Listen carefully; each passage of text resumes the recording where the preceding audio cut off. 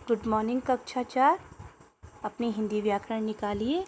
आपकी हिंदी व्याकरण में आपका अध्याय प्रथम हो गया है और अध्याय 2 यानी कि वर्ण विचार, ये भी हमारा आधा हो गया था। हमने इसमें वर्ण किए थे, वर्णमाला की थी, वर्ण के भेद किए थे, स्वर और व्यंजन। स्वर जिसमें 11 बताए गए थे। उसके बाद पेज पलटिए। उसके बाद हमने ये कर लिए हैं, अयोग्यवाह कर लिए हैं और अह का प्रयोग कर लिया है। आज हम करेंगे स्वर का मूल प्रयोग। मूल प्रयोग मतलब स्वर का प्रयोग दो प्रकार से होता है। प्रथम होता है मूल रूप में और दूसरा होता है मात्रा के रूप में।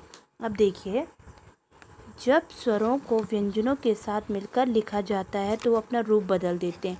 इस बदले हुए रूप को क्या कहते हैं? मात्रा कहते हैं। क्या कहते हैं? इस बदले हुए रूप को मात्रा कहते हैं। स्वरों के निश्चित किए गए चिन्हों को मात्रा कहते हैं। क्या कहते हैं? मात्रा। अब देखो, इसका ये दे रखा है हमें यहाँ पे, ये हमें एक क्या दे रखा है? प्रयोग दे रखा है। इस प्रयोग को कैसे करना है आप देखिए, हम करते हैं। सबसे पहले है स्वर, मात्रा, स्वर मूल रूप में और स्वर मात्रा के रूप में। सबसे पहले है अ स्वर दे रखा है, तो अ की कोई मात्रा नहीं होती है।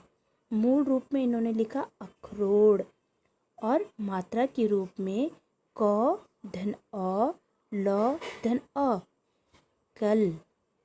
आ की मात्रा लगाई और मूल रूप में इन्होंने लिखा आकाश और मात्रा के रूप में क धन आ, ल धन अ, काल। ई की मात्रा इमली, क धन ई, ल धन आ, कीला। उसके बाद देखेंगे बेटा आप बड़ी ई, ईद, क धन ई, ल धन अ, कील। ओ की मात्रा उपहार, क धन उ धन ल धन अ, कुल। ऊ, बड़ी ऊ की मात्रा ऊन, क धन उ धन ल धन अ, कूल। री की मात्रा ऋषि, क धन र, रि धन श धन ई, कृषि। ए की मात्रा एक, क धन ए धन ल धन आ, केला। आई की मात्रा ऐनक, क धन ए धन द धन ई, कैदी।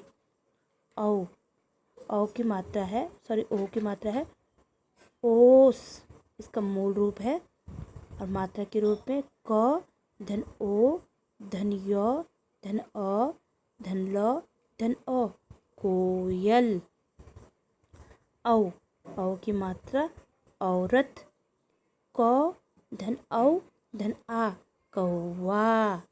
इसी प्रकार से अब आगे देखेंगे हम रॉ के प्रयोग। रॉ के रूप में कैसा प्रयोग होता है वो हम देखेंगे। ये देखिए, रॉ के प्रयोग। रॉ के साथ उ या बड़ा ऊ की मात्रा उसके नीचे नहीं अपितु रॉ के बीच में लगाई जाती है।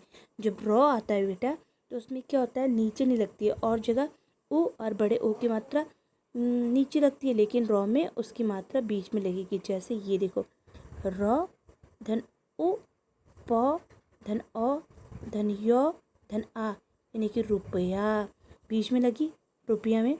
उसके बाद दूसरा में दिया गया है र धन उ, प धन अ, यानी कि रूप। देखिए, अब सेकंड वाला देखेंगे। जब रॉ से पहले कोई वर्ण स्वर के बिना आता है तो रॉ उस वर्ण के नीचे लगता है। जैसे कर्म, प्रेम, उम्र आदि। क्या है, रॉ से पहले अगर कोई क्या आता है, वर्ण आता है स्वर के बिना, तो उसे ऐसे लिखते हैं। थर्ड वाला है जब रॉ किसी वर्ण के नीचे इस रूप में आता है, जैसे ऐसे। तो ये शब्द बनते हैं ट्रेन, ट्रक, ड्राइंग, ड्रामा आदि। जब र स्वर के बिना होता है तो अगले वर्ण के ऊपर लगाया जाता है और उससे पहले ही बोला जाता है, जैसे सूर्य, वर्षा, कर्म, शर्म आदि। अब देखिए दूसरा है व्यंजन यानी कि कॉन्सोनेंट। जिन वर्णों का उच्चारण करते समय स्वरों की सहायता लेनी पड़ती है उन्हें व्यंजन कहते हैं। और व्यंजन कितने हैं? 33 यानी कि 33। अब अपना पेज पलटिए। ये है, ये देखिए, ये वर्ग दे रखे हैं हमें, कवर्ग, चवर्ग, टवर्ग, तवर्ग और पवर्ग। यानी कि पूरी क ख ग घ जो है व्यंजन ये हमें दे रखे हैं। क वर्ग में होते हैं क ख ग घ घ, च वर्ग में च छ ज झ झ, ट वर्ग में ट ठ ड ढ अण, त वर्ग में त थ द थ न, प वर्ग में प फ ब भ म।